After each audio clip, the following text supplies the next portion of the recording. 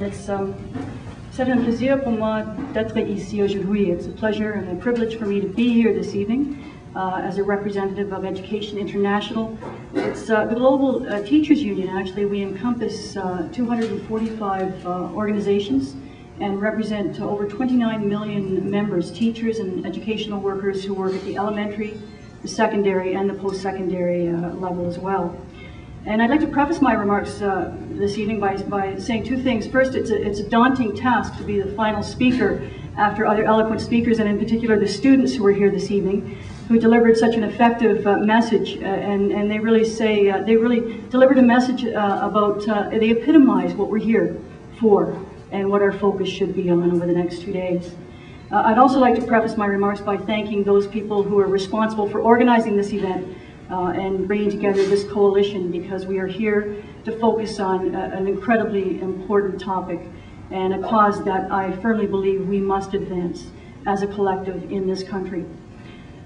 I bring greetings on behalf of EI, and certainly a priority for EI, Education International, is the Education for All targets, and a significant commitment that we have made together with our member organizations, including the Canadian Teachers Federation, to ensure that countries are developing national education plans and are putting in place plans to achieve those particular goals.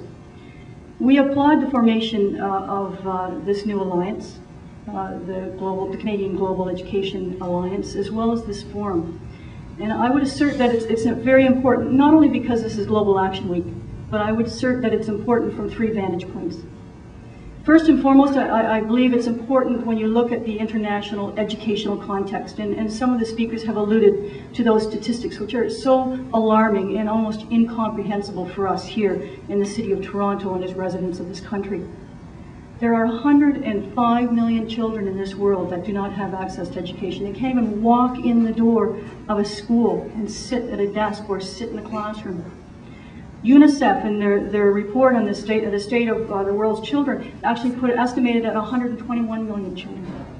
There are an additional 250 million children, it's estimated, but 250 million children who leave school before they have basic literacy skills, before they can identify letters or learn to write or learn various numeracy skills. And over 800 million adults who are illiterate. 2/3 of those adults are women. And of the 105 children, over 65 million of them are girls. And you know, in this country today, in Canada, we have about 5 million school-age children and youth, 5 million. And there isn't a doubt in any one of those children's minds, or the parents of those children, that yes, my child will go to school today. And my child will have an opportunity to go to school from kindergarten or grade 1 right through to the end of grade 12. And that's not the case for millions of children. And this forum provides us an opportunity as Canadians and as members of NGOs and activists to come together and to contemplate those statistics, which are in one way certainly so incomprehensible. The second reason I think it's so important that we have this forum and this alliance has been developed is looking at what I would characterize the impact of globalization. And I think there's a real dichotomy there when you're looking at globalization. On the one hand, we have an incredible opportunity afforded to us. I think it's one of the very first times in the history of humankind that we could actually deal with the problem of children not having access to school with technologies and other advances we have in 2005. And world leaders will acknowledge that, acknowledge both the importance of education and the advances we've made and the opportunities that are available to us. However, the contradiction and the dichotomy rests in not the global agenda that has that human face, but in the global agenda that has that economic drive. And that is in discussions, be it through the World Bank, through the GATS, where they don't look at education as a fundamental right for each and every child. They look at it and characterize it as an education marketplace opportunity. And that reducing of education to a market commodity will prevent tens of millions of children from coming into the schools and classrooms. And I think finally, the importance of us gathering together as in this forum and as a greater coalition, be it trade unions or civil society members, is it allows us to contemplate the goals we must pursue as civil society. And that is, we have to first, I think, acknowledge the great work that Canada has been part of, historically and currently.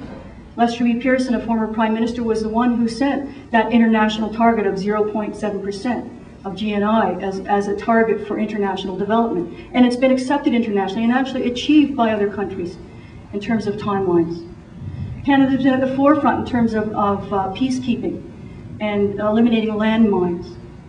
Canada currently does so much in terms of international development through CETA, and we should be proud of that. Yet we must be prepared as members of civil society to say unequivocally to our leaders in government, both here and beyond this room, that Canada can and Canada must do much more. We must put in place a time frame in which we as a country achieve that 0.7%.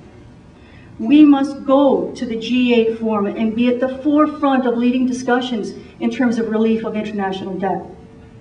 And we must bring the issue of gender equity, and I know CETA has set it as a priority, but we must carry forward our partnership with CETA and say it in every forum that gender equity must be an issue that must come to the forefront and must be realized.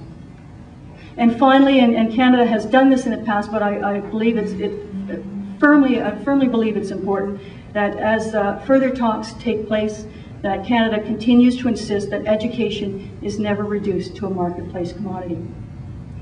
Again, I thank those people who are here, who organized this event, who organized the alliance that has been formed, and let us ensure that in our discussions both this evening and over the course of the day tomorrow, and in the work that will take place subsequent to this meeting, that we help strengthen the leadership role of Canada to intensify international support and commitment to achieve a world in which education for all is transformed from a slogan into reality. Thank you very much.